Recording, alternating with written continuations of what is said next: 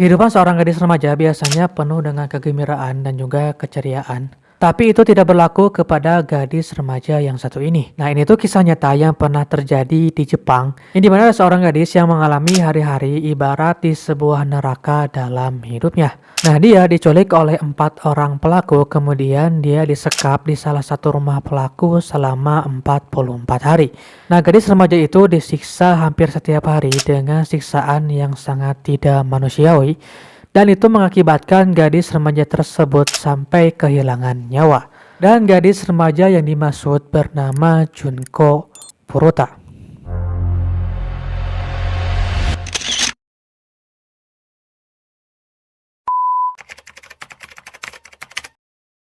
Jadi siapa sih sebenarnya Junko Furuta ini? Nah, Junko Furuta merupakan seorang gadis asal Jepang yang merupakan seorang pelajar dari SMA Yoshio Minami, dan selain itu dia pun bekerja paruh waktu demi bisa kuliah di perguruan tinggi.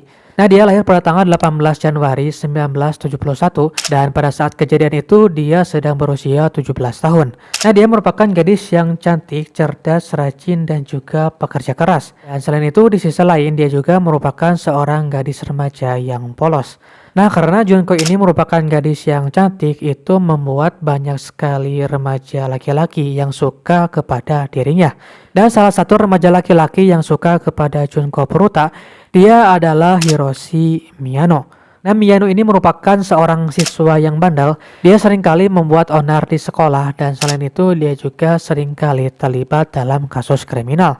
Nah, dia konon dekat dengan salah satu anggota dari geng Yakuza. Nah, karena kan Miyano ini suka sama Junko Furuta, kemudian suatu hari dia mengungkapkan rasa sukanya itu kepada Junko Furuta. Tapi sayangnya Junko dia tidak suka dengan Hiroshi Miyano, dia pun menolak dengan tegas rasa dari Miyano. Dan karena penolakan tersebut, maka disinilah awal dari tragedi kelam yang dialami oleh Junko Furuta. Nah, tanggal 25 November tahun 1988, Junko yang pada saat itu baru saja pulang setelah dia bekerja paruh waktu. Nah, dia pulang dengan menggunakan sepedanya. Nah, pada saat dia sedang mengayuh sepedanya di tengah jalan, tiba-tiba ada 2 orang remaja yang menendang sepeda Junko sehingga Junko ini terjatuh ke jalan.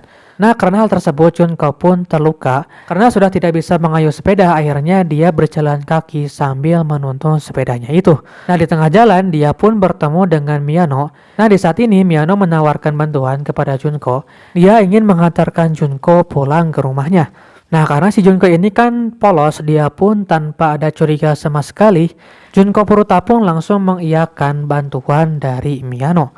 Nah, tapi bukannya diantar ke rumahnya. Nah, Junko malah dibawa ke sebuah gudang kosong. Kemudian pada saat dia di sana, Junko dilecehkan atau diperkaos oleh Miyano.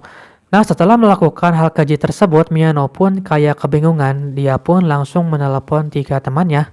Dan 3 temannya tersebut yaitu Joka Misaku, Minato Nobuharu, dan juga Watanabe Yasushi. Nah, pada saat ketiga teman Miyano ini menemui Miyano di gudang tersebut, di sini Junko langsung kaget karena ternyata yang menendang sepedanya tersebut merupakan teman dari Miyano.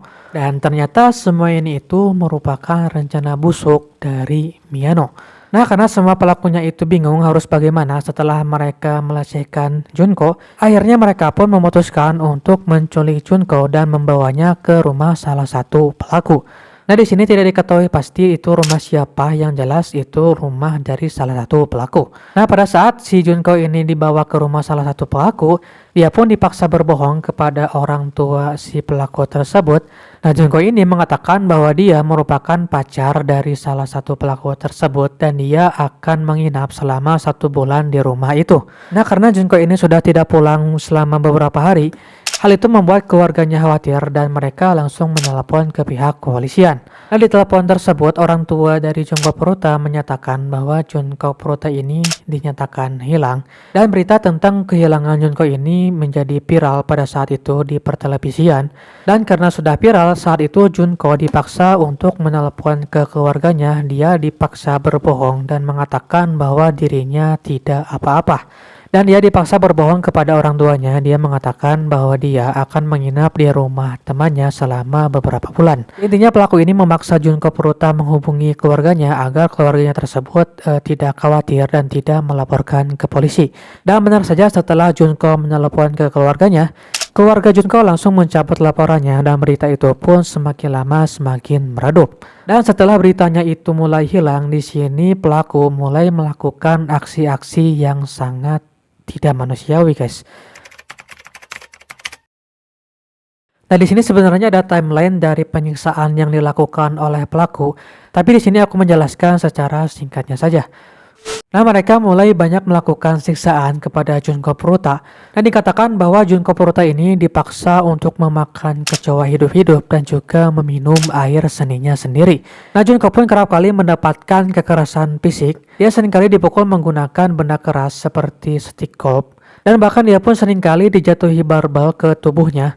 Ini mana itu menyebabkan tulang rusuk dari Junko Furuta patah. Nah, selain kekerasan fisik, Junko Furuta juga mengalami kekerasan seksual. Nah, dia seringkali diperkaos oleh pelaku. Dan bahkan yang lebih parahnya itu, selain diperkaos oleh pelaku juga seringkali memasukkan benda asing ke alat vital Junko Furuta. Dan benda asing tersebut tidak main-main, contohnya seperti gunting, bola lampu yang masih panas, dan bahkan tusuk sate, guys. Aduh, ngeri juga ngedengerinnya ya. Dan selain itu banyak juga siksaan yang lainnya dan itu berlangsung selama 44 hari dan bahkan dikatakan siksaannya tersebut hampir dilakukan setiap hari. Nah, karena kan Junko Furuta ini disiksa di rumah tersebut dan pada saat dia disiksa tentu saja kan si Junko ini pasti dia teriak kesakitan. Nah, suara teriakan itu sebenarnya sempat terdengar oleh orang tua pemilik rumah tersebut.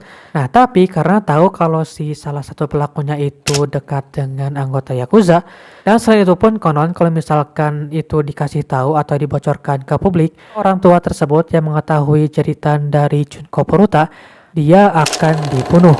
Sehingga ya mau tidak mau dia pun demi keselamatan dirinya dia harus tutup mulut. Nah, segala macam siksaan tersebut itu membuat Junko tidak bisa lagi makan. Jadi setiap kali dia dikasih makan, Junko selalu memuntahkan makanan tersebut. Dan Junko pun sudah tidak bisa lagi bernapas dengan menggunakan hidungnya. Karena di hidungnya Junko itu terdapat sebuah gumpalan. Dan selain itu selama Junko disekap, dia juga seringkali dibiarkan begitu saja tanpa busana. Meskipun saat itu cuacanya lagi dingin, lagi hujan, lagi panas, ya dia disiksa dengan tidak menggunakan busana apapun. Nah, Junko ini sebenarnya dia pernah mencoba untuk melarikan diri, tapi sayangnya dia ketahuan oleh salah satu pelaku dan dia pun kembali dibawa ke rumah tersebut dan kemudian dia kembali disiksa dengan cara kakinya itu dibakar yang membuat dia lumpuh tidak bisa berjalan lagi. Dan dengan segala macam siksaan yang diterima oleh Junko Furuta, akhirnya dia pun menyerah. Junko merasa sudah tidak kuat dengan siksaan-siksaan dari pelaku sehingga dia pun meminta kepada pelaku untuk dibunuh saja. Dan di sini bukannya dikasihani, Junko malah diajak bermain mahjong.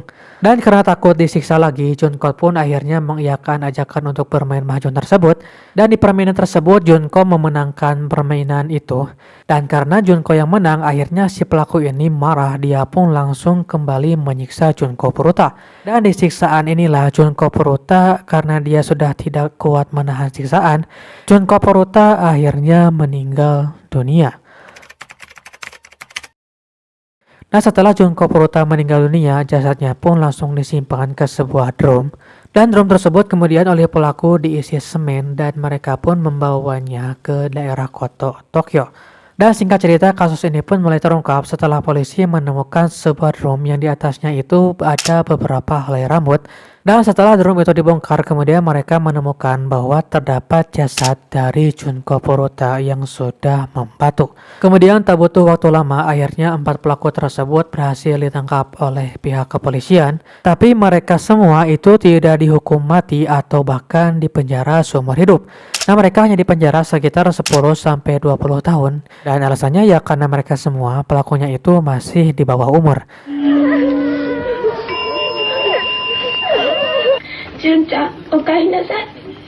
Dan aku gak habis pikir kok bisa sih mereka yang masih remaja melakukan hal yang sekeji itu. Ini ngeri banget, guys.